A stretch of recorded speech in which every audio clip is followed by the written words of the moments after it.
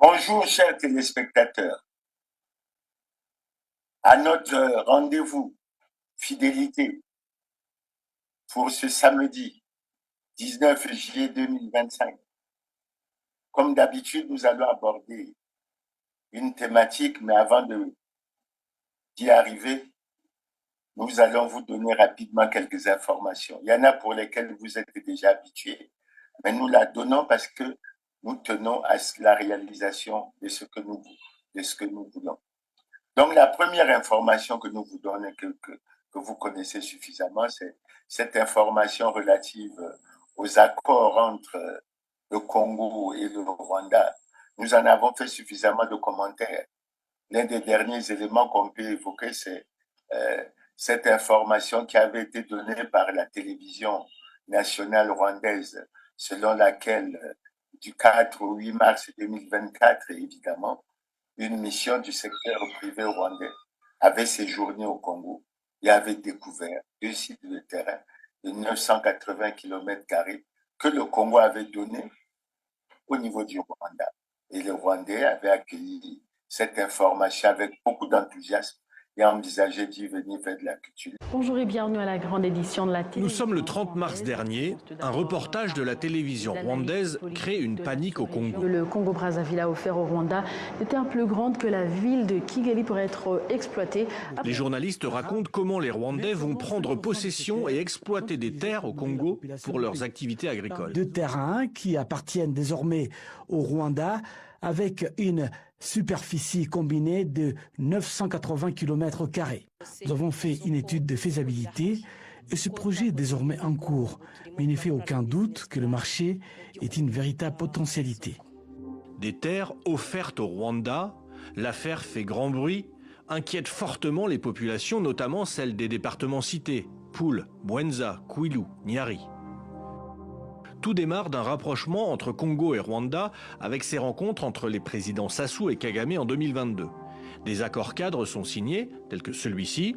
Il prévoit la possibilité de réaliser des contrats entre les deux pays. Celui-ci a été signé entre les deux ministres de la coopération internationale.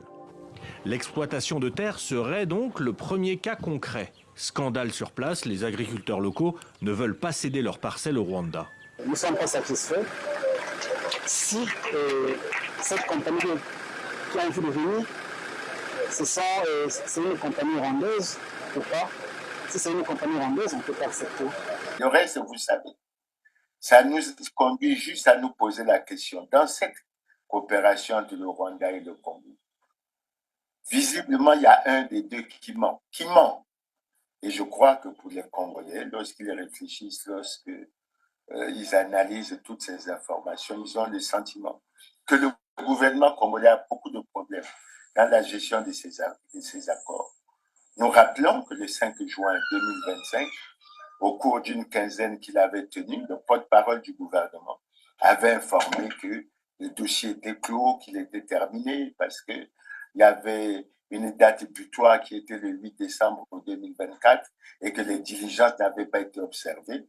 Visiblement, le ministre chargé des Affaires foncières en avait tenu informé les partenaires, mais ceux-ci ont été étonnés. Nous n'avons pas voulu revenir là-dessus. Nous avons souhaité une chose, c'est d'avoir les preuves en termes de documents administratifs de ce que cela avait été réalisé, puisque les Rwandais ont marqué leur surprise. Pour certains, ils ont même considéré que c'était des fake news. Bref, c'est une affaire à rebondissement.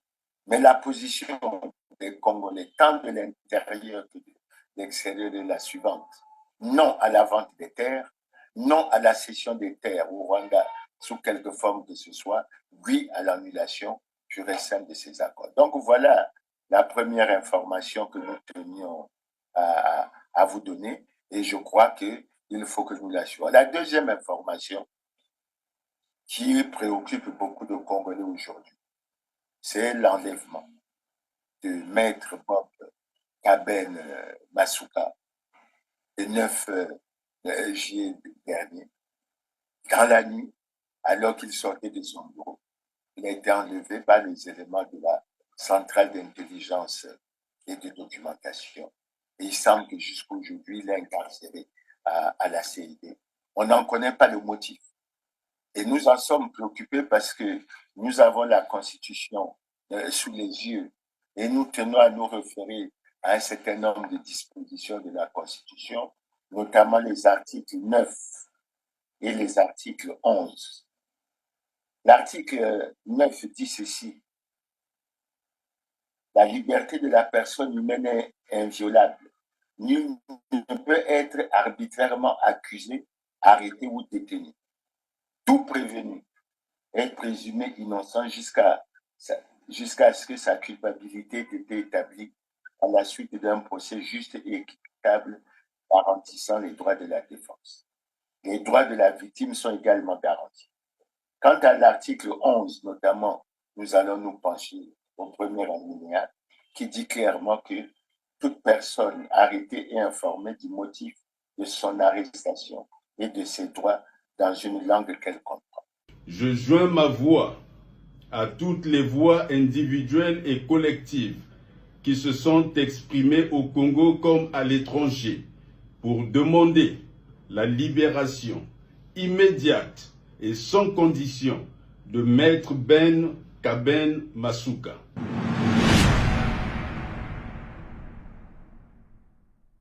Un avocat, Maître Ben Kaben Masuka, a été arrêté. Il est arbitrairement détenu dans les services de l'État.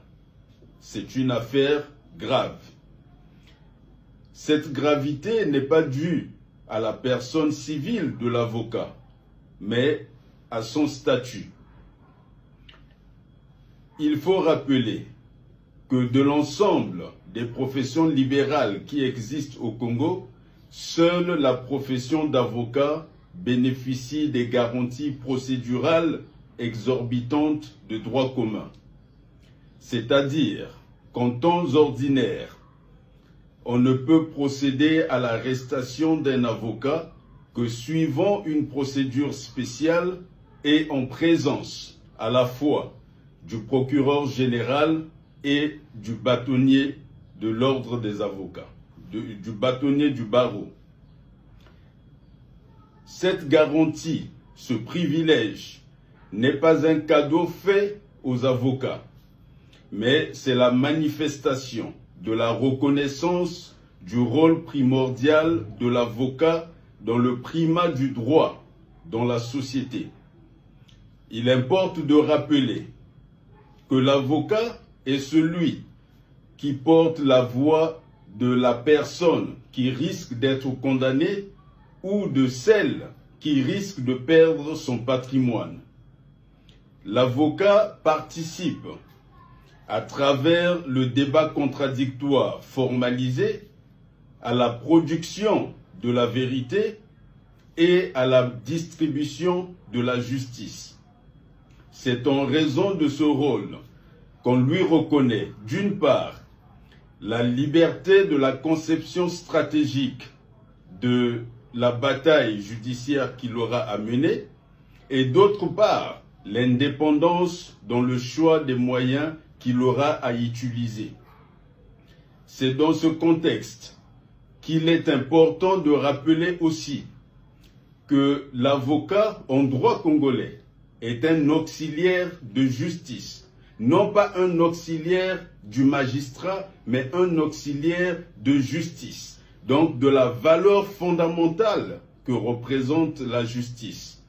Ce qui fait qu'il n'y a pas de justice sans avocat, parce que l'avocat est la béquille de la justice selon l'expression légale, auxiliaire de justice.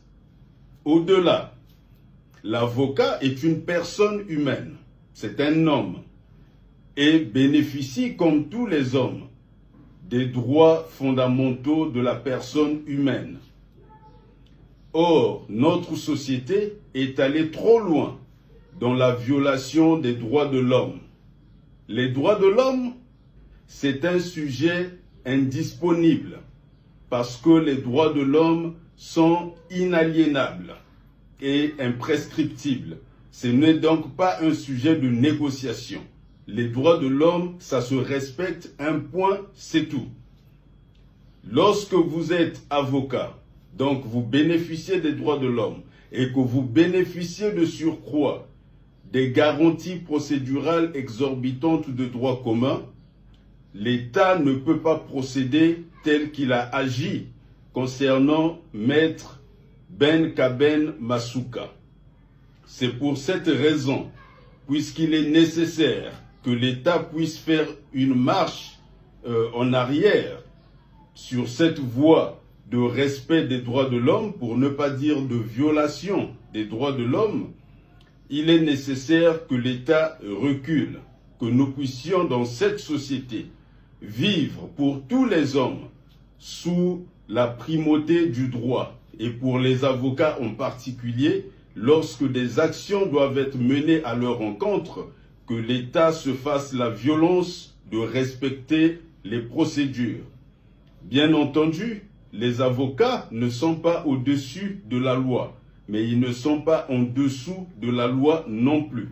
Il importe donc de respecter le cadre légal.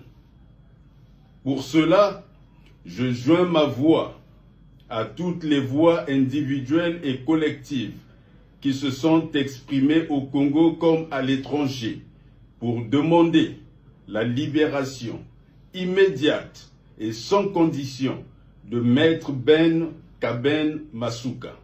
Donc, quand nous nous basons sur ça, mais s'agissant d'un avocat, nous avons suivi les interventions faites par les avocats tant de Brazzaville que de Pointe-Noire, où ils ont relevé clairement que, sauf crime ou flagrant délit, l'arrestation d'un avocat ne peut être faite qu'en présence du barreau, notamment du bâtonnier et du procureur général de la cour d'appel.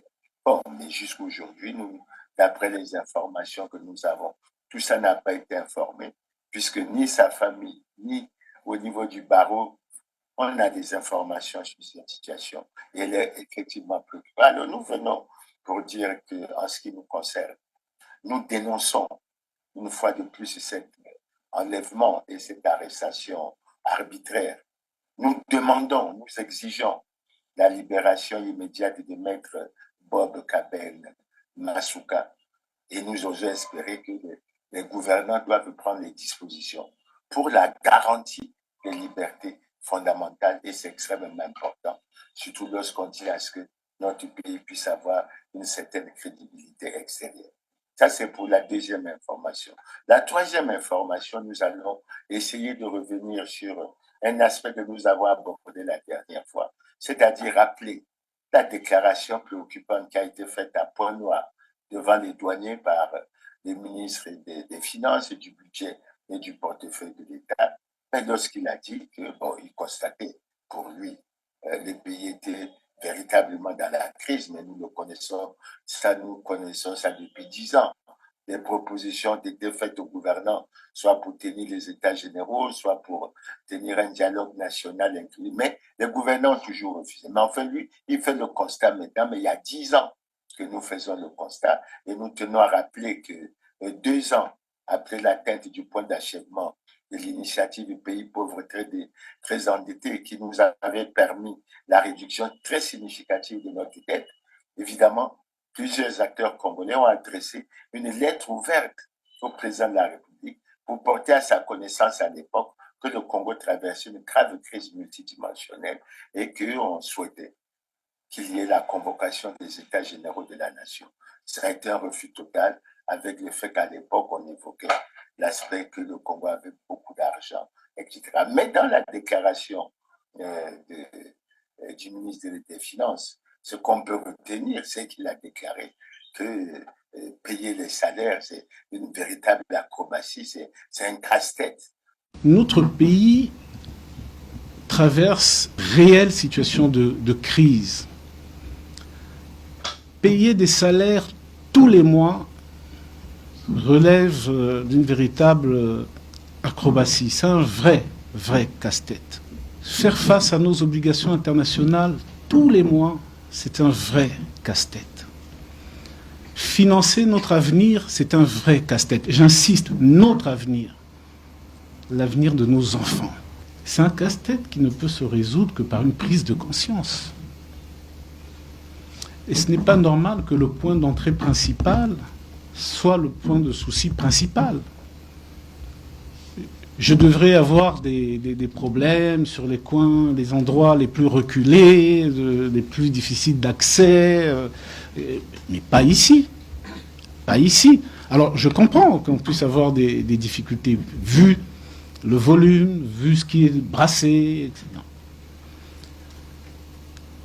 Donc moi, ce que je viens vous dire, c'est qu'il faut que collectivement on arrive à changer les choses. La réputation de la douane ne peut pas être celle-là. Je ne veux plus entendre toutes ces plaintes. Mobilisons-nous. Oui, les usagers peuvent exagérer dans leurs propos, mais il n'y a pas que de l'exagération. Ayons l'honnêteté de le reconnaître. Mobilisons-nous. C'est le message que je voulais vous faire passer. Je reviendrai dans quelques mois et ensemble, on verra comment on aura cheminé.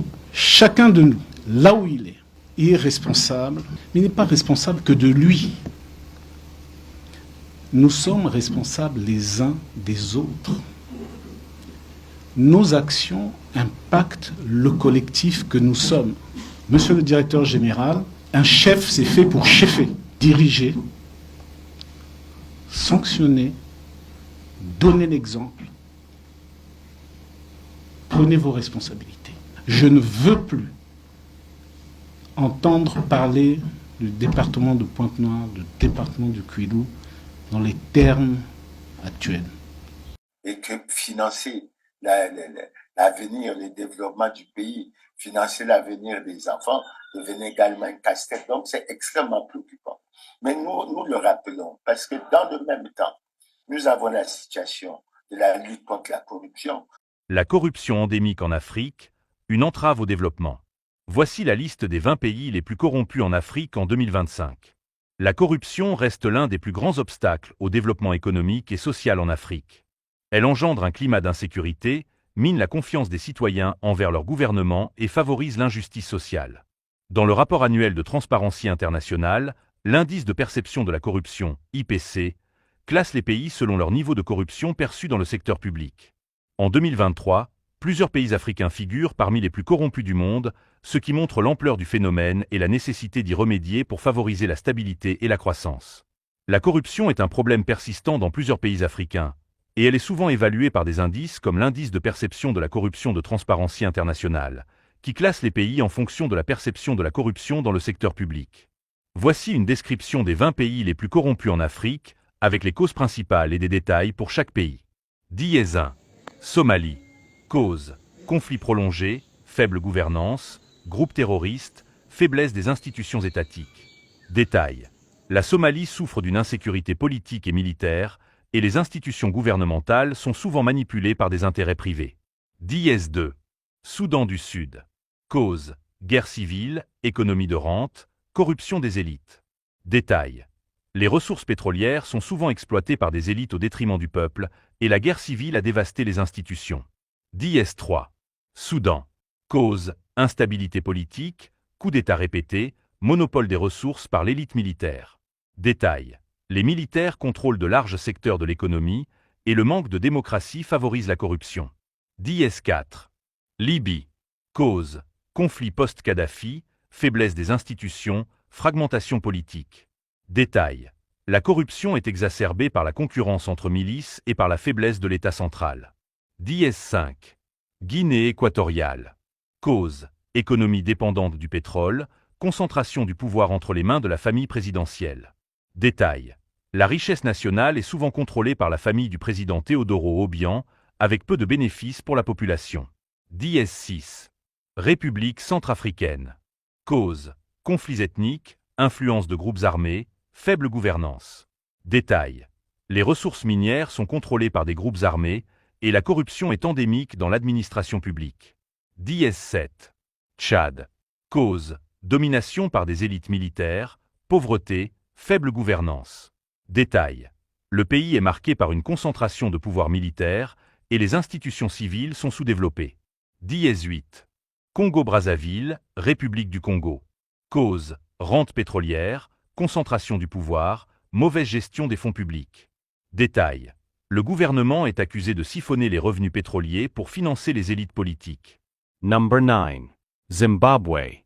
Cause, crise économique, sanctions internationales, mauvaise gouvernance. Détail.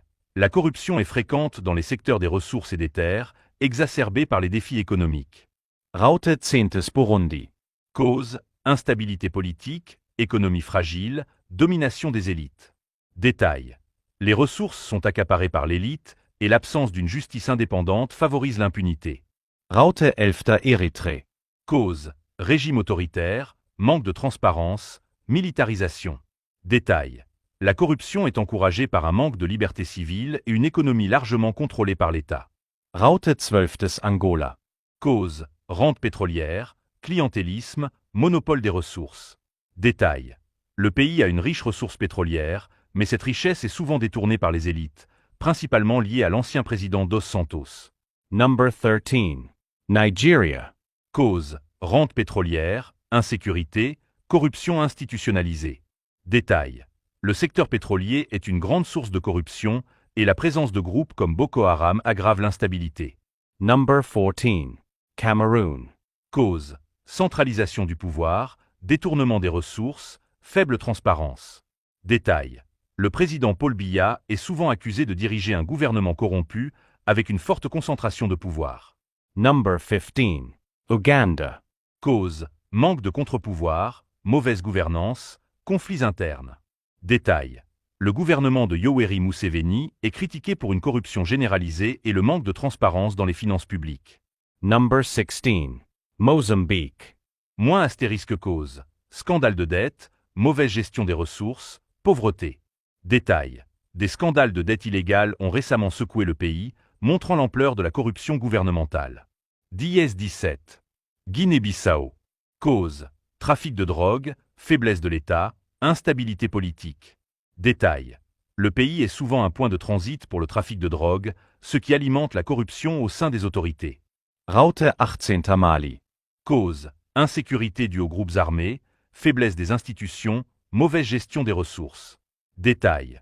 La lutte contre le terrorisme détourne une grande partie des ressources, laissant les secteurs civils sous-financés. Raute 19. Mauritanie. Cause, contrôle des ressources par les élites, faible transparence. Détail. La corruption dans les secteurs miniers et de la pêche est courante, et les élites dominent l'économie. Number 20. Liberia. Cause, faiblesse des institutions, instabilité post-conflit. Détail.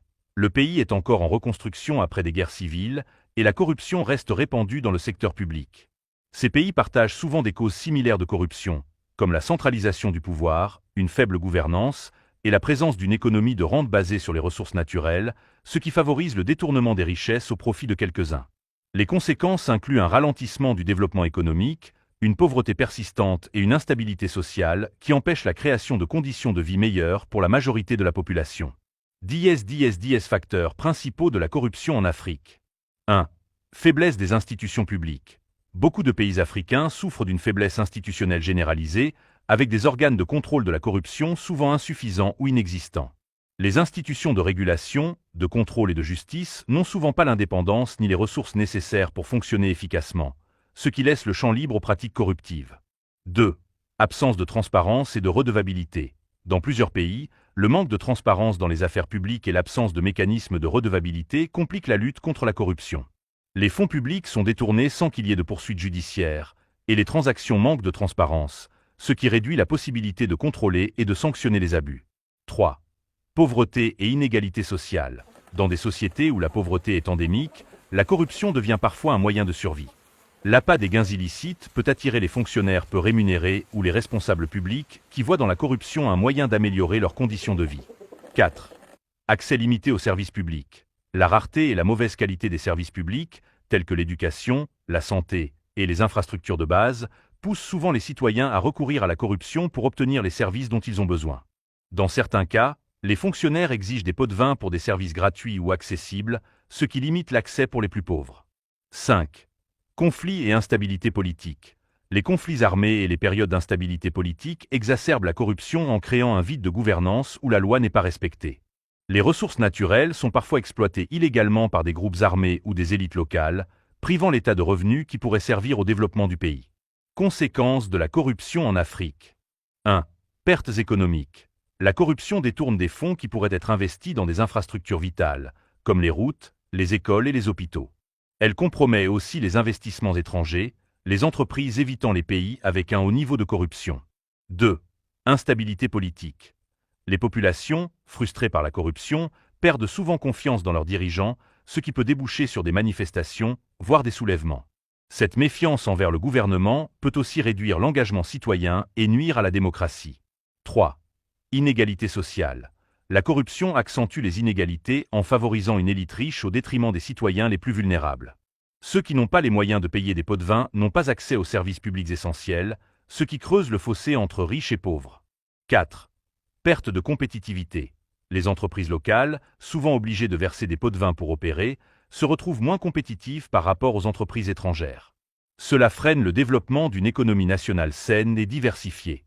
Nous avons de nombreux scandales économiques et financiers, et en même temps qu'on découvre ou qu'on révèle cette situation, on est silencieux sur ces aspects. Bon, ceux qui se sont enrichis peuvent certainement continuer à s'enrichir pour enfoncer ceux qui sont déjà condamnés dans la misère et dans la souffrance, et c'est véritablement regrettable. Mais au moment où nous abordons cette question, nous avons pu avoir l'avantage d'avoir entre les mains le rapport que la CCA, la Caisse congolaise des amortissements, a publié s'agissant de la dette au 31 décembre 2024, et on est véritablement surpris, parce que si elle avait été réduite à 1565 milliards de francs CFA en 2010, elle a atteint pratiquement 6596 milliards en 2020, et en 2023, elle était déjà autour de 8516 milliards, représentant pratiquement 98% du produit intérieur brut. Et en 2024, elle est de ces 31 milliards, correspondant à peu près à 94% du produit intérieur brut, alors que nous savons tous que la norme communautaire au sein de la CEMAT est de 70%. Nous en sommes très, très, très, très loin, et ça nous pose véritablement de problèmes, surtout au niveau de la soutenabilité budgétaire. Et ce problème de la dette qui nous préoccupe devrait en fait faire l'objet d'un audit qui nous permette en fait de comprendre comment on en est arrivé là, que des responsabilités soient établies et que les responsables puissent être sanctionnés pour que nous allions de l'avant. Mais bref, nous allons continuer à suivre la situation, mais nous allons terminer sur l'information selon laquelle il y a eu à Pointe-Noire la réunion de la fixation des prix des hydrocarbures produits au Congo, et on a trouvé une moyenne autour de 66 dollars américains. Alors, vous savez que dans notre budget, nous avions retenu une hypothèse à 74 dollars, ce qui pose véritablement de problèmes et qui devrait nous amener à avoir beaucoup d'attention sur la situation. Et nous comprenons à travers ça les inquiétudes du ministre des Finances. Et j'espère que les gouvernants doivent prendre les mesures. Nous avons espéré que ce genre de problème soit évoqué en urgence dans un conseil des ministres où se fasse l'objet de débats au niveau du Parlement, etc., pour que on évite d'enfoncer davantage les Congolais dans la misère et dans la souffrance, ce qui n'est véritablement pas une bonne chose. Maintenant, le dernier aspect, l'avant-dernier aspect que nous allons aborder dans ce point, et c'est aussi un aspect que vous connaissez, nous venons et nous demandons la libération des prisonniers politiques, particulièrement de Jean-Marie Michel Moukoko, d'André Okombi Salissa et de tous les autres prisonniers politiques. Nous plaidons également pour le retour au pays de tous les exilés, qu'on ne puisse pas avoir de problème, parce qu'il y a des Congolais qui sont à l'extérieur du pays depuis 1997, et ce n'est pas intéressant. Mais nous n'oublierons pas, parce qu'il s'agit, on est à pratiquement moins de 8 mois de l'élection présidentielle. Nous n'oublions pas de signaler aux gouvernants et de signaler aux Congolais qu'en 2016, nous avons eu André Okombi Salissa et Jean-Marie Michel Moukoko, qui étaient des candidats à l'élection présidentielle. Et ils ont terminé à la maison d'arrêt. Ils sont pratiquement à la maison d'arrêt en train de purger, je crois, leur 10e année. Mais là, en 2021, ce que nous avons vécu, le jour de l'élection même, nous avons connu la mort de Guy-Brice Parfait Kolela. Et à mon avis, ce que nous retenons de cette personnalité qui a marqué un temps l'histoire de notre pays, c'est le testament qu'il a laissé, en appelant les Congolais à se battre et à mener le combat pour le changement. Au Congo-Brazzaville, l'opposant Guy-Brice Parfait Kolelas, principal rival du président Denis Sassou Nguesso à la présidentielle de dimanche, est mort du Covid-19 lors de son évacuation sanitaire vers la France, quelques heures après la clôture du scrutin. Il est décédé dans l'avion médicalisé qui était venu le chercher à Brazzaville dimanche après-midi, a annoncé son directeur de campagne. À quelques heures du scrutin, il avait publié cette vidéo. Mes chers compatriotes, je suis en difficulté. Je me bats contre la mort, mais cependant, je vous demande de vous lever. Allez-y voter pour le changement. Je ne me serai pas battu pour rien. Battez-vous. Guy-Brice Parfait Kolelas, 60 ans, avait été testé positif au Covid-19 vendredi après-midi et n'avait pu animer son dernier meeting de campagne à Brazzaville. Cet opposant historique est apparu cette année comme le seul vrai rival du président sortant Sassou Nguesso, 77 ans dont 36 passés au pouvoir. Les résultats provisoires du scrutin présidentiel de dimanche doivent être annoncés dans le courant de cette semaine. D'ici là, les autorités congolaises ont coupé Internet dans tout le pays. Maintenant, quand on fait ce rappel, la question qui taraude les esprits est la suivante. Que sera-t-il de l'élection présidentielle en 2026? Allons-nous encore connaître ce genre de drame où on prend des dispositions pour que les choses puissent se passer correctement? Maintenant, nous allons passer à la dernière information qui est liée un peu à celle que nous avons évoquée s'agissant du ministre des Finances et du budget du portefeuille de l'État. Nous avons vu sur les réseaux sociaux un document qui est publié, un document du Parti congolais du travail, où on a publié les cotisations des membres du parti, des responsables, etc. Mais on se rend compte qu'on vit dans deux mondes différents. Quand on voit des gens qui sont appelés à procéder à des cotisations de 10 millions, de 6 millions, etc. Et quand on voit la situation globale, on se rend compte effectivement que dans ce pays, il y a un problème de répartition de la richesse nationale. Il y a une minorité qui vit dans l'opulence et la grande majorité qui vit dans la grande misère, et c'est véritablement dommage. Nous, l'enquête de Libération ce jeudi sur le détournement présumé de la manne pétrolière du Congo-Brazzaville, l'un des pays hélènes les plus pauvres du monde. Des centaines de milliers d'euros, de millions d'euros évaporés dans ce qui s'apparente au pillage de tout un pays où le revenu moyen par habitant n'atteint pas 5 euros par jour. Le premier volet de cette enquête, intitulé « Le président, l'intermédiaire et les millions envolés », raconte comment l'arrestation de cet homme d'affaires, Lucien Ebata, un proche du président Denis Sassou Nguesso, mis en examen en France en 2021 pour blanchiment et corruption active, comment son arrestation a permis la mise au jour d'un puissant système financier occulte au profit du clan du président Denis Sassou Nguesso, arrivé au pouvoir pour la première fois, on le rappelle, en 1979, une affaire qui a commencé en janvier 2012 à l'aéroport de Roissy où Lucien Ebata s'était fait arrêter en possession de sommes stupéfiantes en liquide, 182 000 euros et 40 000 $ en espèces non déclarées, au cœur de ce système de détournement présumé. Une société, la société de Lucien Ebata, la société Orion, du nom de la constellation symbolisant la force dans la mythologie grecque. Une entreprise moins poétiquement immatriculée aux Seychelles avec l'aide du cabinet d'avocats Mossack Fonseca, un nom qui vous dit sans doute quelque chose puisqu'il s'agit de la société qui s'est retrouvée au cœur du scandale d'évasion fiscale des Panama Papers. S'agissant d'Orion, donc, Libé affirme que cette société a alimenté des dépenses somptuaires, des dizaines de milliers d'euros de cadeaux achetés dans des boutiques de luxe sur les Champs-Élysées, jusqu'à des mouvements de cash pouvant atteindre des millions d'euros à Paris et à Monaco. Libération évoque une affaire qui résonne avec celle des biens mal acquis, dans laquelle, on s'en souvient, des membres du clan de Denis Sassou Nguesso sont soupçonnés de s'être constitués des patrimoines illicites en France grâce à des détournements de fonds publics. Mais c'est une situation qu'il faut suivre, mais nous avons parfois des indications comme ça qui nous permettent d'évaluer la situation et d'aller de l'avant. Maintenant, nous arrivons à la thématique d'aujourd'hui. Elle est liée un peu à l'actualité, notamment à l'actualité abondante qui a occupé notre pays ces derniers temps. Cette actualité, elle se caractérise principalement au plan politique, mais par cette note,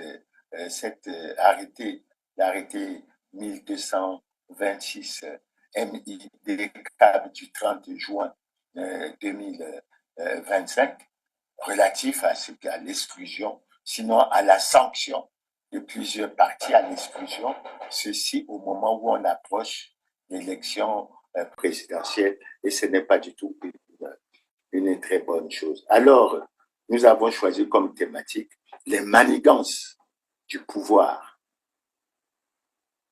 dans le cadre de la gouvernance électorale, avec une ferme volonté d'exclure, sinon d'éliminer, un certain nombre d'acteurs politiques dans ce cheminement.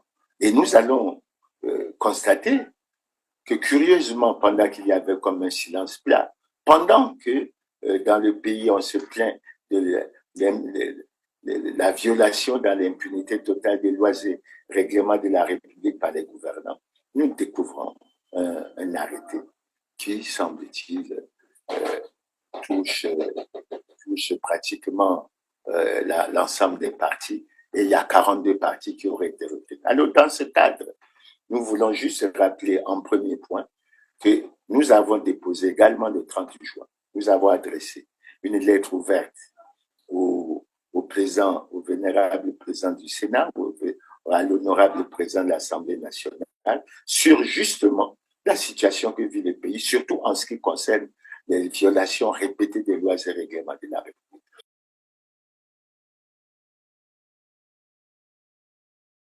Nous l'avons fait parce que nous voulons que les représentants du peuple, que sont les sénateurs et les députés, puissent s'approprier ces problèmes pour qu'ils soient discutés. Parce que le silence n'est pas la solution appropriée à ce genre de situation. Et on devrait pratiquement aller de l'avant et faire en sorte que rien, absolument rien, ne puisse perturber quoi que ce soit. Et nous souhaitons, et c'est pour ça que nous avons tenu à mettre cette lettre ouverte dans les réseaux sociaux pour que les députés et les sénateurs en soient informés et qu'ils puissent prendre de bonnes notes et qu'on puisse avancer.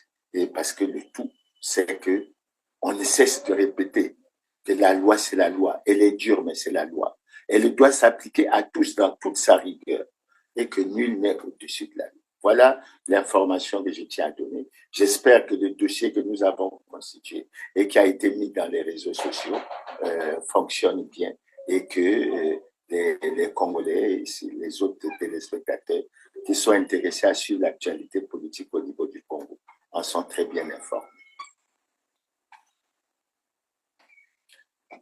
La thématique d'aujourd'hui va se pencher sur les manigances du pouvoir dans la gouvernance électorale. Vous savez que nous sommes à moins de 8 mois de l'élection présidentielle. Vous savez également qu'au plan de la gouvernance électorale, il y a beaucoup de problèmes qui ne sont toujours pas réglés. Et nous sommes loin de remplir les conditions permissibles pour la tenue d'une élection libre, démocratique et transparente. C'est ce moment qu'ils ont choisi. C'est ce moment qu'ils ont choisi pour mettre hors d'état de nuire, pour essayer d'exclure du jeu politique, de l'animation politique à un certain nombre d'acteurs politiques. C'est pour ça que nous avons retenu ce sujet. Mais dans le cadre de ce sujet, au premier point, nous abordons un peu la lettre ouverte que nous avons adressée à la fois au vénérable président du Sénat et à l'honorable président de l'Assemblée nationale pour porter à leur connaissance la situation du non-respect de façon générale dans l'impunité totale des lois et règlements de la République. Mais ce n'est qu'un problème parmi tant d'autres. Et nous ne pouvons pas, à notre avis, continuer. La lettre ouverte, en fait, avait pour objectif de sensibiliser les représentants du peuple, que sont les sénateurs et les députés, pour qu'ils accordent une attention toute particulière à ce problème. Mais à ce propos, je ne ferai pas beaucoup de commentaires parce que la lettre ouverte, elle est de près de 10 pages, à laquelle on a annexé un dossier, des documents pour une meilleure compréhension, avec près de 40 pages. Et je pense que les gens devraient édifier. Après l'avoir adressé à ces hautes autorités, nous l'avons mise sur les réseaux sociaux pour que les Congolais, pour que les téléspectateurs puissent s'en être informés et qu'ils puissent avancer. Nous osons espérer qu'ils comprendront que le silence n'est pas la réponse appropriée à ce genre de grands problèmes et il faut que nous allions de l'avant. D'ailleurs, si les choses fonctionnaient autrement, avec ce qui est prévu au niveau de la Constitution comme Conseil national de dialogue, ça aurait pu permettre des débats à ces niveaux. Mais enfin, c'est le premier point. Maintenant, le deuxième point que nous allons aborder, c'est justement le problème de l'administration du territoire avec cet arrêté numéro 1726/MID/CAB du 30 juin 2025. En fait, nous avons compris à travers la prise et la publication de cet arrêté une volonté manifeste du pouvoir de vouloir exclure un certain nombre d'acteurs politiques. Et nous avons des témoignages que nous avons vécus. En ce qui me concerne personnellement, j'ai déjà parlé de l'expérience que j'ai connue lorsque nous avons manifesté le désir d'aller à tenir une assemblée à Madibou. Nous avons eu beaucoup de tracasseries. Nous avons cru bon d'en informer l'administration, mais finalement, nous n'avons pas été capables. Et nous avons compris ce qui se faisait. Le deuxième aspect que nous allons aborder sous cet angle, c'est les tracasseries que nos jeunes ont connues, notamment dans l'arrondissement Bakongo. Et ailleurs aussi, ils connaissent ce genre de tracasseries parce qu'ils en avaient informé la commune pour dire qu'ils allaient tenir une réunion au niveau de la jeunesse et du parti. Et quand ils sont partis vérifier, bon, on leur a signifié que le parti n'était pas sur la liste et qu'ils ne pouvaient pas être autorisés. Malgré tout, ils ont tenu la réunion. Ça n'a posé aucun problème. Il n'y a pas eu de perturbation. Mais à l'issue de cette réunion, ils ont été menacés, ils ont été conduits au commissariat, les policiers aussi venaient les déranger là où ils habitaient, et actuellement ils sont menacés par des logeurs qui les considèrent, parce qu'ils sont dans les partis de l'opposition, comme des bandits. Alors, ce n'est pas du tout sérieux. Donc je crois que cette vision était bien pensée et que les chefs de quartier, les chefs de bloc, les maires, etc., en sont bien informés. En fait, l'attitude qui a été prise, c'est de ne pas permettre aux voix dissidentes de s'exprimer. Et c'est véritablement regrettable et déplorable parce qu'on ne veut pas des voix dissidentes. On veut en fait se retrouver comme dans une espèce de parti unique, etc. Ce n'est véritablement pas une bonne chose. Alors, c'est pour ça que nous allons parler dans ce deuxième aspect de la communication, parce que nous avons été, il faut le reconnaître, agréablement surpris, mais nous l'avons découvert dans les réseaux sociaux. L'invitation du préfet, directeur général de l'administration du territoire, qui a invité les partis soi-disant non conformes à une rencontre qui semble-t-il est qualifiée pratiquement d'une démarche pour le renforcement du dialogue, etc. Mais nous y avons répondu et nous y sommes allés et nous avons suivi la communication. Malheureusement, comme vous allez voir dans les détails que nous allons donner, nous n'avons pas été très, très satisfaits des débats parce que si c'est une forme de communication, je crois que ça pose un certain nombre de problèmes. Donc, le premier commentaire que nous faisons, c'est par rapport à cette invitation. C'est dommage, et nous l'avons signalé au préfet directeur général de l'administration du territoire, que nous soyons convoqués à travers les réseaux sociaux, alors que nous sommes censés avoir un siège à Brazzaville au moins, et que ça ne devrait pas poser de problème. Mais malgré ça, nous avons répondu favorablement, et nous avons tenu à faire un certain nombre de commentaires déjà sur le mode de l'invitation. Le premier commentaire que nous avons fait, c'est que nous avons déploré qu'il ne se tienne pas de Conseil national de dialogue dans ce pays. Et il semble qu'on a choisi la voie pratiquement des concertations.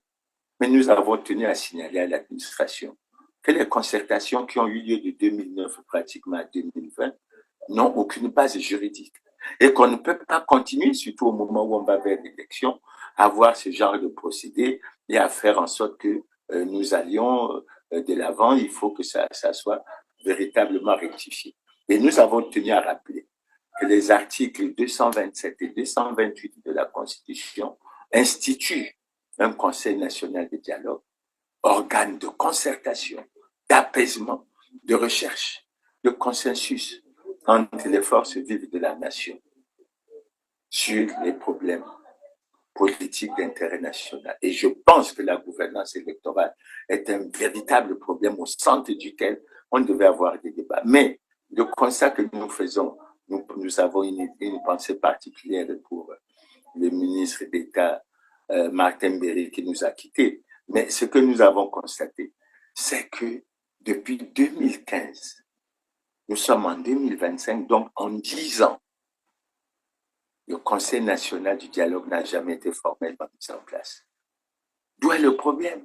Comment ne respecte-t-on pas les textes à ce niveau? Et à notre avis, c'est extrêmement grave. C'est des aspects à déplorer.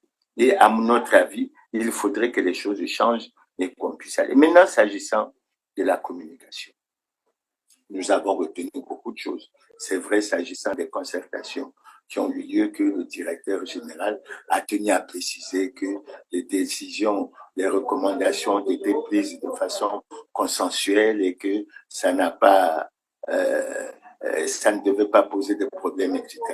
Mais malheureusement, nous tenons à relever que les concertations nationales qui ont eu lieu n'ont en rien fait à évoluer positivement la gouvernance électorale. Et que la gouvernance électorale reste minée par de nombreux problèmes. Ça, c'est le premier aspect. Le deuxième aspect, c'est que, d'après le directeur général, il a rappelé que le ministre aurait fait un communiqué au mois de mars pour appeler les partis politiques à se mettre à jour, à se mettre en forme, et qu'on ne devait pas être surpris par ce qui a été fait. Bon, nous ne disons pas autre chose, mais nous disons que les partis politiques ont rencontré également beaucoup de difficultés. En ce qui nous concerne, nous avions toujours pensé, à partir du moment où nous avions déjà récépissé, qu'on ne devrait pas avoir beaucoup de problèmes. Mais nous y reviendrons, etc. Mais le directeur général de l'administration du territoire a dit un certain nombre de choses. L'une des choses importantes qu'il a dites et qui touche l'administration, mais c'est que les textes d'application de la loi relative aux partis n'ont jamais été pris.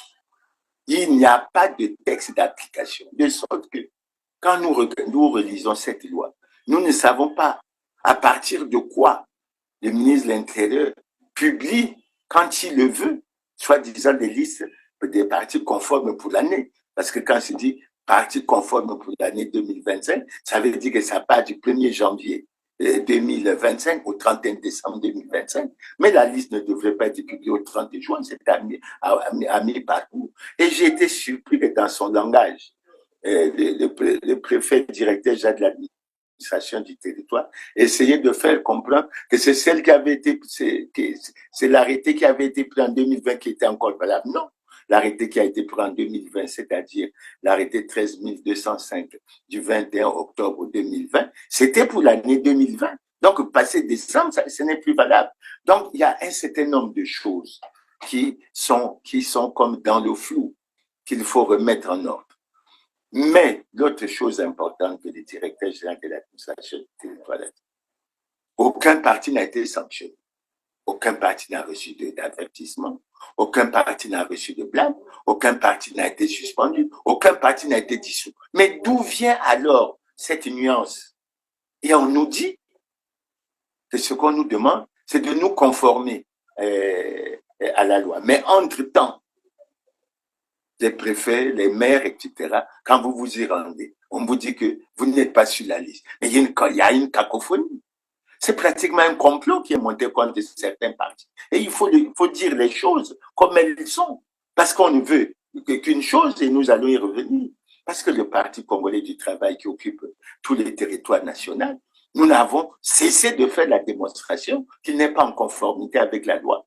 Mais régulièrement, il revient dans tous les documents qui sont publiés, etc. J'ai même suivi, je crois, le responsable du Parti congolais du travail au niveau de la France déclaré que le Parti congolais du travail était conforme à la loi. Non, d'après les analyses que nous faisons, et nous avons régulièrement fait la démonstration, ce parti n'est pas en conformité avec la loi. Maintenant, d'autres choses qui ont été dites, bon, ben, on nous a dit que les partis concernés peuvent se réunir et fonctionner de fait et de droit.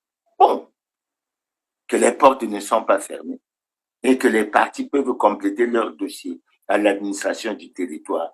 On nous a dit qu'on pouvait commencer à partir de cette semaine, etc.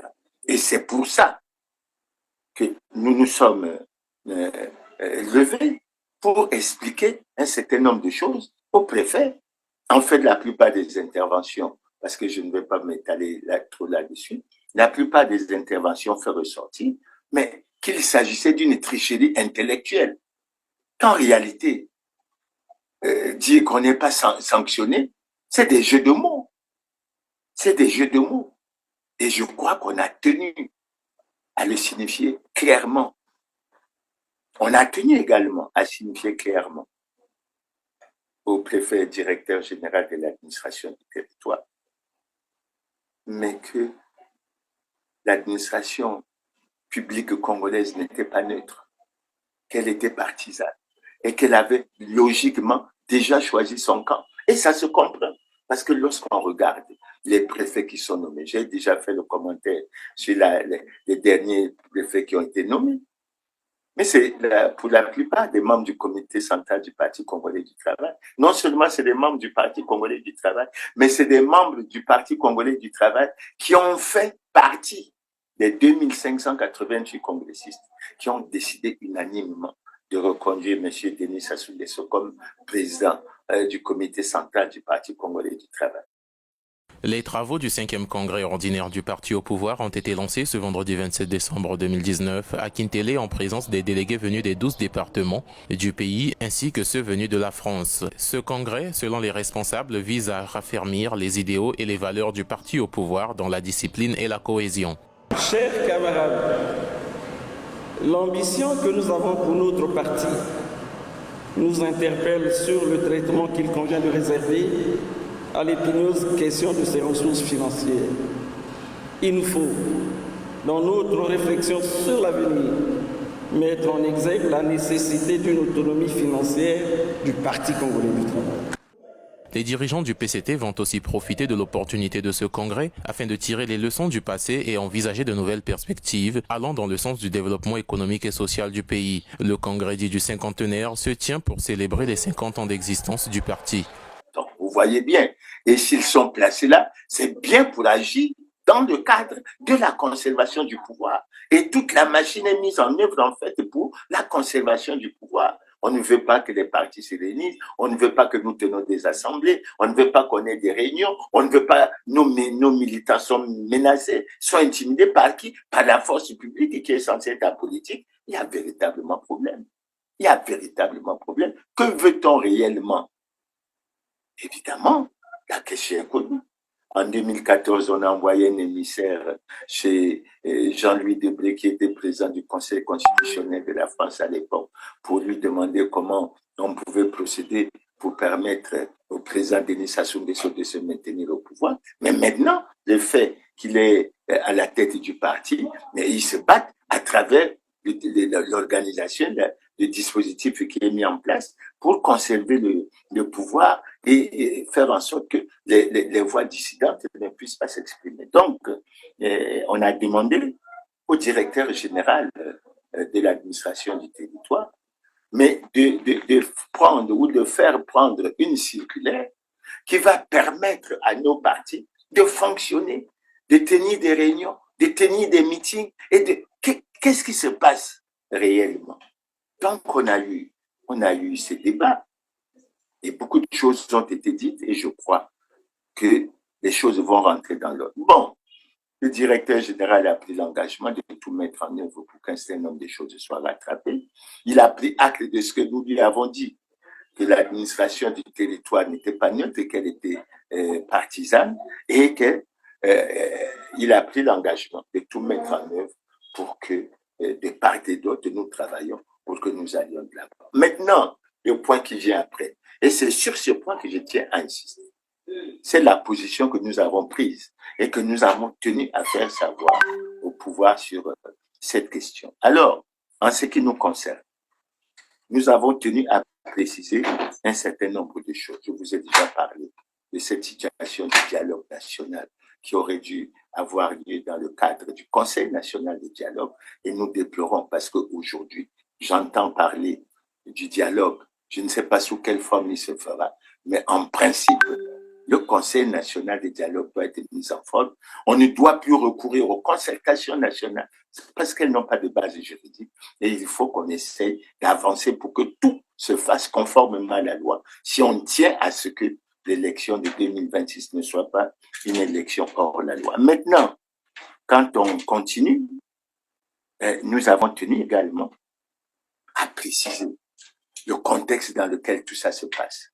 Et nous avons rappelé la déclaration du président de la République en mars 2024 au Conseil supérieur de la magistrature, lorsqu'il a dit « le ver est dans le fruit ».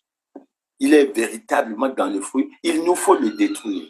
Pas seulement dans le secteur de la justice, mais dans tous les secteurs d'État. Et nous avons précisé de façon solennelle que le ministère de l'Intérieur n'échappe pas à ce constat et qu'il y a véritablement le ver dans le fruit au ministère de l'Intérieur et qu'il faut détruire ce ver.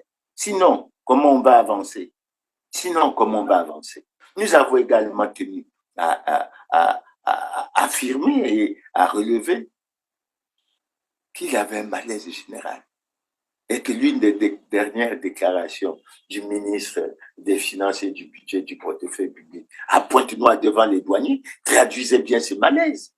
En fait, qu'est-ce qu'il a dit? Bon, pour nous, c'est pas une découverte, mais le ministre des Finances a dit aux travailleurs de la douane à Pointe-Noire que le Congo est véritablement en situation réelle de crise. Et il a dit, payer les salaires chaque mois, il faut faire de l'acrobatie. Il faut faire de l'acrobatie. C'est un véritable casse-tête. Mais encore, il a ajouté, financer le développement, financer l'avenir de nos enfants, c'est un véritable casse-tête. Mais on s'est dit alors, pourquoi on va s'adresser à Pointe-Noire au niveau des douaniers? Mais il s'agit d'un problème d'intérêt général. Et à notre avis, nous sommes surpris. Parce que depuis longtemps, il devait avoir un conseil des ministres en urgence pour évoquer cette question. En fait, nous avons perçu ça comme une préparation aux Congolais pour qu'ils s'attendent à ce que les salaires, les fonctionnaires, les gens touchaient régulièrement leur salaire. Mais on les prévient pour dire que bientôt, peut-être que vous ne toucherez pas régulièrement votre salaire. Mais est-ce qu'on devrait agir comme ça? Lorsqu'on sait qu'il y a de nombreux scandales économiques et financiers qui ont contribué à ce que de l'argent soit dilapidé du trésor public. Je ne reviens pas là-dessus, mais maintenant, si les Congolais veulent qu'on les cite, ben, il y a la situation des 14 000 milliards. Jusqu'à présent, depuis 2006, aucun audit n'a été fait comme cela avait été prévu. Aujourd'hui, tout le monde sait que nous avons faim. On a de l'argent derrière la maison, mais pourquoi ne pas aller le chercher? Qu'est-ce qui nous empêche aujourd'hui d'aller chercher cet argent-là pour nous soulager aujourd'hui? Mais les généraux futurs dont on parle, aujourd'hui vous avez un enfant de 10 ans qui doit aller à l'école. Mais vous, le parent, vous ne pouvez pas l'aider à aller à l'école. Vous voulez que ce soit un enfant qui sera sacrifié? Que oui, au début des années 2010, l'État congolais a créé à la Banque centrale un compte pour les générations futures, un compte de réserve pour les générations futures, qui a été principalement alimenté par les excédents que nous avions enregistrés dans l'exécution des lois de finances, précisément du budget de l'État, pour utiliser un terme connu de tous. Et quand la société civile a déposé plainte, ça n'avance pas du tout. Qu'est-ce qui se passe réellement? Je prends notre cas. C'est le différentiel de 6 milliards concernant les bourses, puisque c'est le président lui-même qui a annoncé en novembre 2024 que pour pour payer les bourses, il fallait 3 milliards. Mais les services exigeaient 9 milliards. Et le différentiel de 6 milliards s'est dissipé chaque année sans jamais laisser de traces. Face aux deux chambres du Parlement réunies en congrès le 28 novembre à l'occasion de la fête de la proclamation de la République, le chef de l'État du Congo-Brazzaville, Denis Sassou Nguesso, a mis en lumière un détournement de fonds de 6 milliards de francs CFA chaque année, un pactole destiné à payer la bourse des étudiants. Le recensement biométrique des étudiants inscrits dans les universités publiques à Brazzaville a permis de constater que l'État ne devrait décaisser que 3 milliards de francs CFA par an au lieu de 9 milliards exigés pour le paiement des bourses. Est-ce à croire que 6 milliards de francs CFA se dissipent chaque année sans jamais laisser de traces?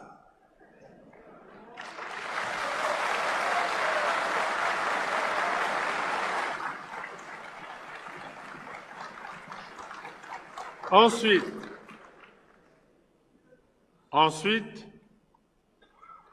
les enquêtes diligentées dans certains établissements à budget de transfert ont révélé des écarts considérables entre les ressources financières sollicitées et les coûts réels des charges à couvrir, causant de la sorte un grave préjudice à l'État.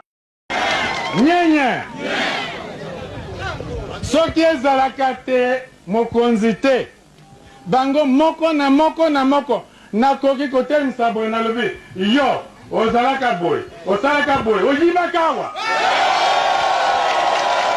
Est-ce qu'on peut dire qu'on est en crise et rester silencieux et muet devant ce genre de problème? On peut parler du FIGA, on peut parler des malversations financières au Fonds de soutien de l'agriculture, etc. Donc, il y a autant de dossiers. Alors, c'est bien que le ministre des Finances vienne sensibiliser les douaniers et certainement les gens des impôts, tout ça, pour qu'il y ait une meilleure prise de conscience. Mais la plus grande prise de conscience doit être faite au niveau des gouvernants, parce que ce sont eux qui ont choisi de protéger les responsables des scandales, des crimes économiques et financiers, c'est-à-dire de plonger les Congolais dans la misère, etc. Et quand nous revenons au débat s'agissant des partis, nous avons tenu à relever qu'en 2018, le ministère de l'Intérieur avait publié une liste de 55 partis, soi-disant conformes à l'heure. Et nous avons fait une enquête sur le terrain. Et quand nous avons fait une enquête sur le terrain, qu'est-ce que nous avons découvert?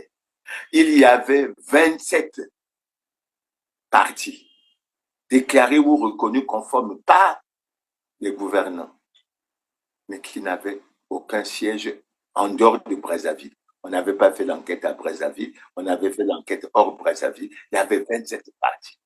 Et lorsqu'on regardait les 28 autres qui restaient, mais les 28 autres avaient un siège dans un département. Sinon, dans le reste des départements, la plupart des partis n'avaient pas de siège. Donc, vous voyez bien que l'on se rend compte de ce sur quoi nous insistons, le manque de neutralité, le côté partisan de l'administration publique. Ça veut dire quoi? Ça veut dire qu'il y a un certain nombre de partis qui ont été déclarés conformes alors qu'ils ne le sont pas. Et quand on regarde la procédure utilisée par le ministère de l'Intérieur, il y a 2 articles fondamentaux qui sont importants dans ce cas. Le premier article, c'est l'article 11, qui semble-t-il indiquer qu'il faut que les partis aient un siège et des militants dans chaque département. Le deuxième aspect, c'est l'article 26 qui dit que les partis ont le devoir de se conformer à la Constitution. Donc, dans le cas d'espèce, ils ne s'étaient pas conformés à la Constitution et c'est véritablement dommage. Et c'est là où nous venons, nous chutons sur une information qui est capitale. C'est l'information que nous avons relevée à travers le congrès que le PCT a tenu décembre 2019, que disait cette information? Elle disait que les 2588 congressistes ont décidé unanimement de reconduire M. Denis Sassou Nguesso comme président du Parti congolais, du comité central du Parti congolais du travail. En fait, président du Parti congolais du travail. Ça veut dire quoi? Mais c'est en violation flagrante de l'alinéa 2 de l'article 80 de la Constitution du 25 octobre 2015 qui stipule clairement que le mandat du président de la République est également incompatible avec toutes les responsabilités au sein d'un parti politique. Et quand vous prenez le dossier que nous avons envoyé dans la lettre ouverte, nous avons apporté les preuves de ce que, effectivement, le président Denis Sassou Nguesso est président du Parti congolais et du travail en violation flagrante. Ça veut dire quoi? Ça veut dire que le PCT a violé la loi. Mais ce n'est pas le seul cas, on peut citer, mais nous allons nous limiter là. Mais quand on prend la même loi que le ministre Mboulou veut appliquer au parti, la loi 20-2017 du 12 mai 2017, qu'est-ce que nous découvrons? Nous découvrons un article, c'est l'article 31, qui dit clairement, en cas de violation des lois en vigueur par tout parti ou groupement politique, ou en cas de trouble public, le parti concerné est suspendu par le ministre de l'administration du territoire qui procède à la fermeture de ses locaux. Donc ce parti doit être sanctionné. Et la question qu'on se pose, pourquoi le ministre Mboulou ne suspend pas le Parti congolais du travail? Pourquoi le Parti congolais du travail n'est pas sanctionné? Est-ce parce que le ministre Mboulou en est membre du bureau politique ou est-ce parce que le président Sassou en est le président? Non. Non. Et nous concluons rapidement parce que nous avons déjà eu des occasions où nous avons largement développé sur cette question. Où nous avons dit que le Parti congolais du travail n'est pas en conformité avec la loi. Et au moment où on prend des dispositions, soi-disant pour publier une liste des partis conformes, tout comme en 2020, le Parti congolais du travail est placé en tête alors qu'il n'est pas conforme à la loi. Que veut-on? Créer des frustrations, créer des mécontentements? Que veut-on? A-t-on oublié les dispositions de l'article 15 de la Constitution qui dit que tous les citoyens congolais sont égaux devant la loi et ont droit à la protection de l'État, que nul ne peut être avantagé ou désavantagé par rapport à son origine familiale, ethnique, par rapport à ses convictions politiques, religieuses et philosophiques. Pourquoi le Parti congolais du travail serait favorisé? Pourquoi ce parti qui se dit grand et glorieux serait hors la loi et qu'il serait irrespectueux des lois et règlements de la République? Bon, j'ai suivi que le président du RDD a soulevé un autre aspect de non-conformité du PCT à la loi. Vous voyez bien que si on se met à la recherche, on aura un certain nombre d'éléments qui nous permettront d'avancer. Et ça nous fait chuter sur quoi? Mais ça nous fait chuter sur le fait que le président de la République est président du Parti congolais du travail, en violation flagrante avec ce même article 80 de la Constitution. Que faisons-nous? Et nous avons souvent dit que le président de la République est en situation délicate et manifeste d'incompatibilité constitutionnelle. Je dis bien, le président de la République est en situation délicate et manifeste d'incompatibilité constitutionnelle. Et c'est là qu'il y a la question fondamentale qui se pose.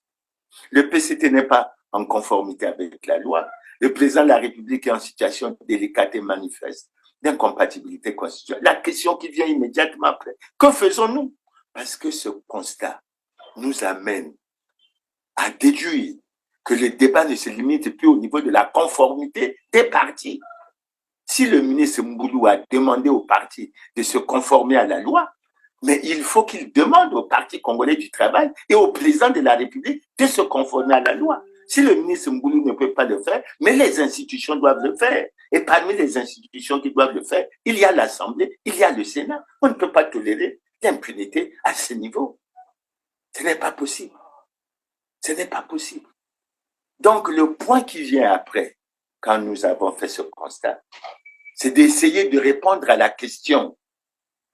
Le PCT n'est pas en conformité avec la loi. Le président de la République est en situation délicate et manifeste d'incompatibilité constitutionnelle. Que faisons-nous? Que faisons-nous? Et c'est ça le point fondamental. Et en ce moment-là, nous dépassons le débat qu'on a posé sur la conformité des partis. Et nous allons à la recherche de la réponse de la question qui est posée. Que faisons-nous? Et là, on aurait pu dire que la réponse est évidente et qu'elle est triviale. Pourquoi? Mais parce que nous n'avons de cesse de dire que la loi, c'est la loi. Elle est dure, mais c'est la loi. Elle doit s'appliquer à tous dans toute sa rigueur. Nul n'est au-dessus de la loi. Et c'est là que les militants de nos partis, les militants du Parti congolais du travailleur doivent comprendre que le président Denis Sassou Nguesso n'est pas au-dessus des lois. Surtout qu'il a le devoir d'exemplarité. Pourquoi? Mais parce qu'il a prêté le serment de respecter et de faire respecter la Constitution. Et pour donner plus de force à ce que je dis, je fais un rappel sur ce que le président Sassou a déclaré lorsqu'il était à l'opposition, ce que je soutiens d'ailleurs, lorsqu'il était à l'opposition en 1992, et qui ne fait que traduire d'une autre manière ce qui a été dit, à savoir respecter et faire respecter la Constitution. Il avait dit ceci: jamais, jamais, je ne pourrais accepter que la Constitution soit violée. Lorsque la Constitution est violée, les démocrates ne doivent pas l'accepter.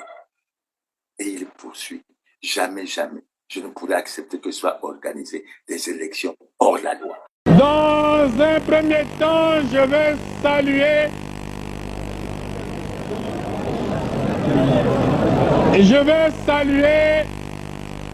la population de Brazzaville qui a réussi ce grand rassemblement sous l'égide de l'Alliance URD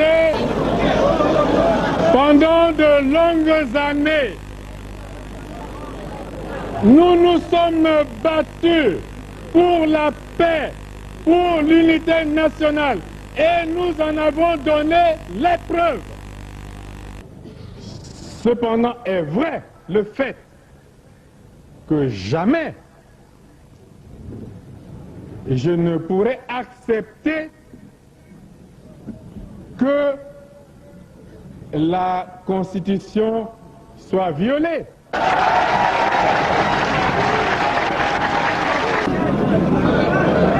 J'insiste pour dire que lorsque la Constitution est violée, les démocrates ne doivent pas l'accepter.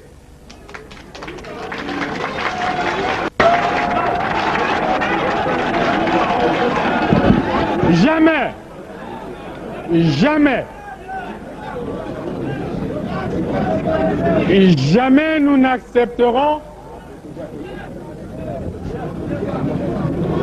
qu'un gouvernement censuré organise les élections dans un pays. C'est désormais une tradition pour la Cour suprême de faire sa rentrée judiciaire de l'année au cours d'une audience solennelle en présence du président de la République, président du Conseil supérieur de la magistrature. Moment de pédagogie sur la chose judiciaire. En effet, ce vendredi 28 février 2025 au Palais des Congrès, c'était donc la deuxième audience du genre après celle du 15 janvier 2024.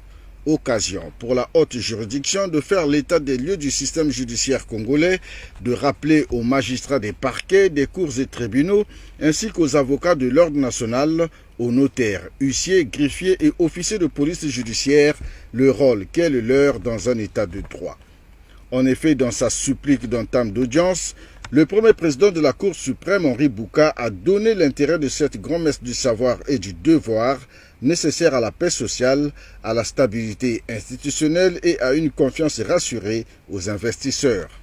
La présence du président de la République à une audience de rentrée judiciaire est faite exprès pour rappeler aux juges leur devoir, et en particulier celui de faire que par la pertinence et l'adéquation de leurs décisions, la justice soit vecteur de paix, de tranquillité et de sécurité juridique. Mais pour que les élections hors la loi ne soient pas organisées, il faut justement que nous veillons à ce que nos lois, surtout la loi fondamentale, et c'est là que je me tourne vers le directeur général de l'administration du territoire, qui est venu comme reprocher aux partis que le ministre de l'Intérieur a sorti un communiqué en mars et que nous n'avons pas suivi, on n'a pas voulu se conformer. Il y a des rapports qu'on doit faire parvenir, tout ce qui se passe, on doit faire. Encore de lui-même, il a relevé, et je m'excuse de revenir là-dessus, que le décret d'application de la loi n'a jamais été pris. Donc on est depuis 2017, c'est-à-dire depuis 8 ans, le ministère de l'Intérieur n'a pas été capable de prendre le décret d'application de la loi. Mais je me tourne vers le directeur général de l'administration du territoire et à travers lui, vers le ministre de l'Intérieur pour dire que en 2020, un citoyen a introduit un recours, en fait une requête aux fins de recours en inconstitutionnalité de l'élection qui avait reconduit M. Denis Sassou Nguesso comme président du Parti congolais du travail lors du congrès, du 5e congrès ordinaire de décembre 2019. La Cour suprême a examiné cette requête, a examiné ce recours, et la Cour suprême est arrivée à la conclusion, 1, qu'elle était incompétente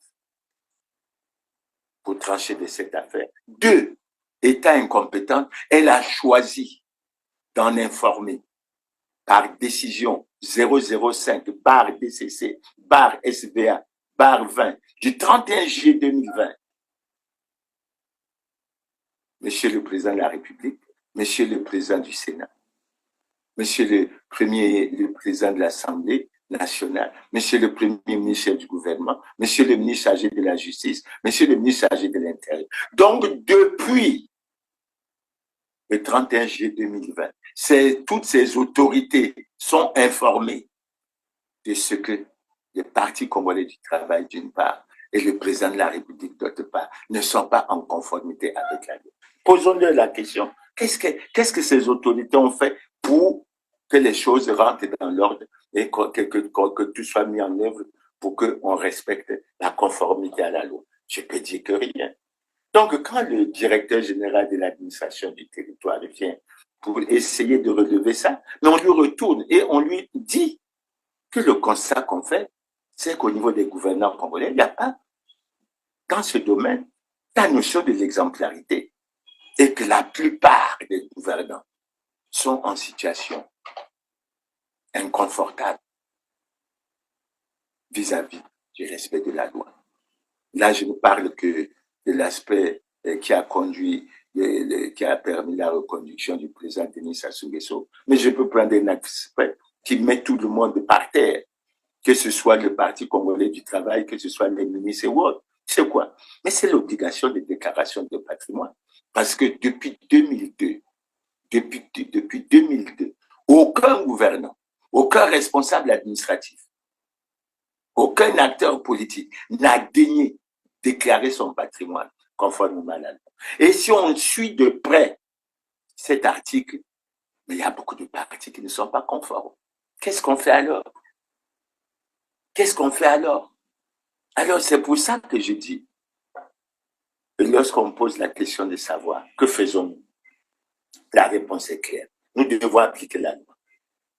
Nous devons l'appliquer d'autant plus qu'il y a 2 déclarations fortes que j'ai retenues, moi, en suivant la séance de questions orales avec débat au gouvernement lors de la séance au Sénat le 20 juin 2025.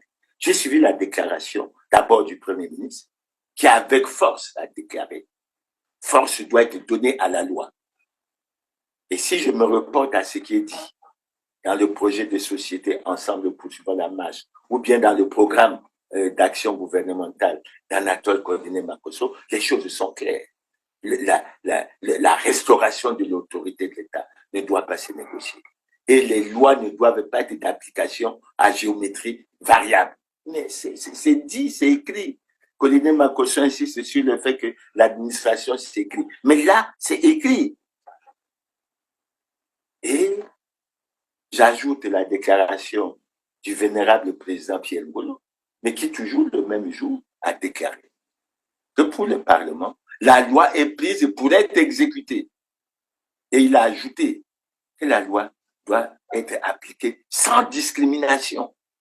Mais ça veut dire que les gouvernances actuelles, et moi je remercie le ministre Mbolo d'avoir soulevé ce problème, parce qu'au-delà, quand il a commencé à le soulever, on croyait que ça ne concernait, que ça ne touchait que la conformité des partis politiques à la loi.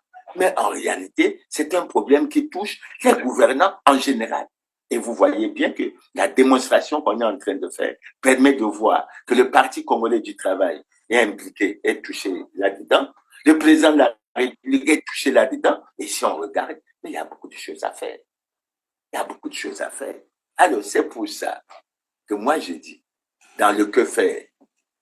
Mais il faut que le ministre Mbolo de l'Intérieur, avec le président de la République et le Premier ministre, ils doivent avoir le courage de sanctionner le Parti congolais du travail. Je ne fais pas de langue de bois, assez souvent on dit que les opposants ne font pas de propositions. Voilà une qui doit être mise en application. La conséquence sera quoi? La conséquence sera que le Sénat tombe, l'Assemblée tombe, le débat sur la conformité des partis à la loi disparaît. Et on se retrouve dans quel schéma? On se retrouve dans un schéma où on est obligé de convoquer un dialogue qui va réunir tous les Congolais pour que nous analysions la situation du Congo et que nous voyons comment nous sommes repartis. Et peut-être que ça sera l'occasion, si on doit décider de la tenue de l'élection en mars 2026, de regarder, de faire le point, de faire l'autopsie, de regarder les problèmes, non pas seulement de la mise en place d'une commission électorale véritablement indépendante, mais de regarder le problème de la maîtrise du corps électoral, de la fiabilité des listes électorales, de regarder le problème des textes qui doivent permettre le plafonnement des dépenses de campagne, etc. Mais le Parti congolais du travail, puisque le ministre Mbolo a choisi le camp de l'application de la loi, je pourrais dire que les prix qui croyaient prendre. C'est tellement que lorsqu'on a envisagé cette démarche, on avait en toile de mire que c'est Mirassa qui sera sanctionné, que c'est Dave Mafoula qui sera sanctionné, que c'est Jean-Jacques Yombi qui sera sanctionné, que c'est Gilbert Mouyabi de Renaissance qui sera sanctionné, surtout nous qui avons choisi de créer et de faire la sortie officielle du Rassemblement des forces du changement. Patatras, nous nous rendons compte que ce problème devient un problème extrêmement grave, une pierre lourde à porter. Et il faut que l'on essaye d'avancer pour regarder sérieusement. Maintenant, s'agissant du président de la République, comme nous n'avons de cesse de dire que nul n'est au-dessus de la loi, on ne doit pas seulement demander aux partis politiques de se conformer à la loi. Le président de la République doit aussi se conformer à la loi. Et je veux donner beaucoup plus de détails. Qu'est-ce que ça veut dire que le président de la République doit se conformer à la loi? Je prends quelques exemples, mais ça devrait pouvoir être approfondi. Un, le président de la République ne peut pas être président du Parti congolais du travail. Quels sont les mécanismes qui doivent être pris pour que le président de la République ne soit plus président du Parti congolais du travail?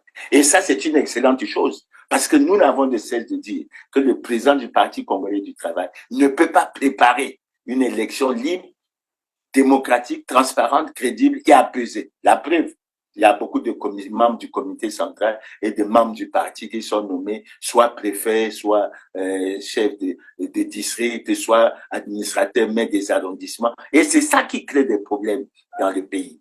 Parce que il n'y a pas la neutralité au niveau de l'administration. Et quand j'entends le préfet, directeur général de l'administration du territoire, essayer de nous faire comprendre que, y compris dans ces services, il y a des problèmes et il y a nécessité d'aller au renforcement des capacités, mais nous rendons compte qu'il faut que ces questions-là soient véritablement vues. Et le ministre Mbolo doit se rendre compte, avec le Premier ministre, que le problème est très lourd. il touche, y compris le président de la République. Il faut que le président de la République soit en conformité avec la loi. Et là, j'insiste parce qu'il y en a beaucoup qui font beaucoup de bruit lorsqu'on... C'est pas la langue de bois. Il s'agit d'aller sur les questions de droit. Et en matière de droit, moi, je ne suis pas un juriste. Ils insistent beaucoup sur la preuve et sur la capacité de la bonne et belle démonstration. Et je crois que c'est ce que je suis en train de faire. Donc, voilà, chers téléspectateurs, voilà la situation à laquelle nous arrivons. J'ai entendu des Congolais dire, ah oui, le président, il est en train de réfléchir, est-ce qu'on va aller à des consultations, est-ce qu'on va aller à des concertations, est-ce qu'on va aller à un dialogue, etc. Mais la Constitution est claire sur de tels problèmes aussi graves et aussi importants. C'est le Conseil national de dialogue qui doit se tenir. La faute est à qui si depuis 2015, le Conseil national de dialogue n'a pas été formellement mis en place. En tout cas, souvent on attribue des choses à l'opposition soi-disant radicale, mais ce n'est pas à l'opposition radicale qu'on doit attribuer les choses. C'est aux gouvernants qui doivent répondre de cette situation. Donc, chers téléspectateurs, nous avons voulu prouver à travers cette émission que le complot n'est pas bon en politique. On peut croire atteindre son adversaire, mais ça peut se retourner sur vous-même. Le ministère de l'Intérieur, en voulant déclarer conforme, d'ailleurs, je dois dire au ministère de l'Intérieur, il faut bien qu'il vérifie par rapport aux critères retenus que les 42 partis sont bien conformes à la loi. C'est-à-dire qu'ils ont des sièges départementaux dans tous les départements. Et si ils sont en conformité avec la loi, c'est-à-dire qu'ils se conforment à la Constitution et aux lois et règlements de la République. Je n'en suis pas sûr, parce que je vous ai donné l'expérience de 2018. En 2020, j'ai fait constater, et je regrette que le ministre de l'Intérieur ne tienne pas compte de ce qu'on lui dit, pour qu'on dise après que les opposants ne font pas de propositions. On lui avait déjà dit, quand il a pris l'arrêté 13 205 du 21 octobre 2020, que le Parti congolais du travail n'était pas en conformité avec la loi. Mais comme ils pensent que la loi, c'est leur volonté, qu'est-ce qu'ils font? Le Parti congolais du travail figure en bonne place, que ce soit dans le texte de 2018, que ce soit dans le texte de 2020, que ce soit... Donc, moi qui savais déjà que le Parti congolais du travail n'était pas en conformité avec la loi, je ne suis pas surpris. Mais que veut-on? Que veut-on? Le ministre Mboulou, qu'est-ce qu'il veut? Et c'est ces problèmes-là qui créent les frustrations, les humiliations, les rancœurs. Et après, on vient nous parler de paix. Non. Quand on a amorcé cette démarche, il ne peut pas avoir de paix. On crée plutôt les conditions pour qu'il y ait dans la société des réactions. Et ce n'est pas du tout une bonne chose. Donc, chers téléspectateurs, avant d'aller à la conclusion, je tiens à vous rappeler ce que nous vous avons déjà annoncé, à savoir que le 12 août, à partir de 18h, heure de Brazzaville, nous ferons une émission webinaire. J'ose espérer que nous aurons l'occasion d'avoir des échanges assez fructueux, et que j'essaierai d'apporter des réponses à des questions que vous pourrez me poser, où que vous soyez, et à mon avis, ça serait une bonne chose. Donc, en conclusion, je dis, le président Denis Sassou Nguesso a dit dans l'un de ses messages sur l'état de la nation que nos difficultés de l'heure ne doivent pas nous amener à emprunter le chemin hasardeux et dangereux de l'anticonstitutionnalité. Nous sommes au regret de constater qu'au Congo, les gouvernants ont finalement choisi de nous placer sur la voie de l'anticonstitutionnalité. Il s'agit que nous revenons sur le bon chemin. Le bon chemin, ce n'est pas seulement de rechercher la conformité des partis à la loi. C'est une bonne chose, tout le monde doit respecter la Constitution. Si on se dit démocrate, si on se dit républicain. Mais on ne se limite pas là.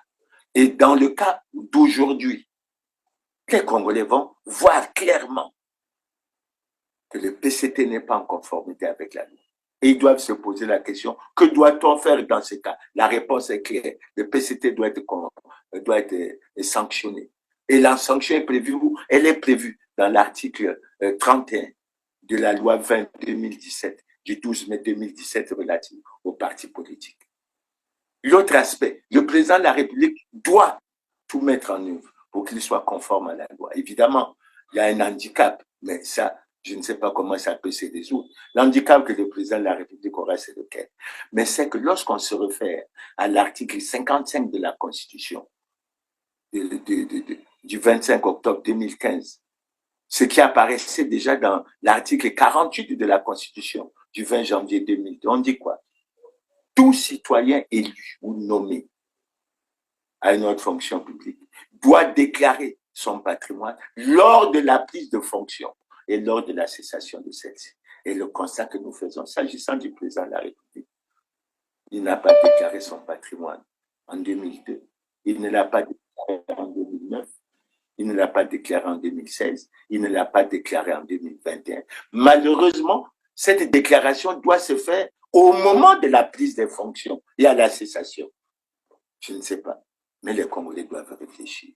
Les gouvernements doivent réfléchir pour savoir exactement qu'est-ce qui peut être fait pour que le président de la République, en dehors du fait qu'il ne doit plus être président du Parti congolais du travail, mais qu'il soit conforme à toute la Constitution et sur tous les aspects.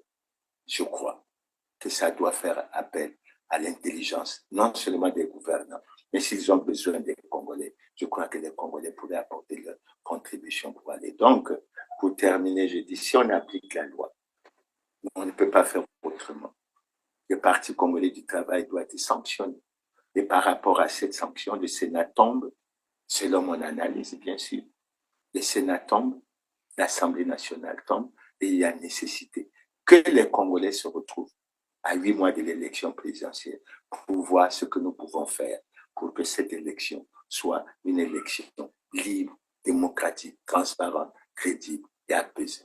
Donc, chers téléspectateurs, c'est le message que je voulais vous envoyer et vous faire passer. Je remercie le directeur général de l'administration du territoire pour toutes les informations qu'il nous a apportées. Je suppose que nous lui en avons également beaucoup apporté. Et je dois dire aux téléspectateurs que, profitant de cette occasion, après avoir donné la position que je viens de développer avec vous ici, j'ai remis au préfet directeur général de l'administration du territoire un dossier qui comprend beaucoup d'éléments sur lesquels je viens de me pencher, et j'ose espérer que tout ira de l'avant. Ce que nous voulons, c'est aller dans la paix et pour la paix à une élection libre, démocratique, transparente, crédible et apaisée. Nous ne voulons pas de friction, nous ne voulons pas. Et dans cette démarche, il faut que nous, les acteurs politiques, les responsables des partis,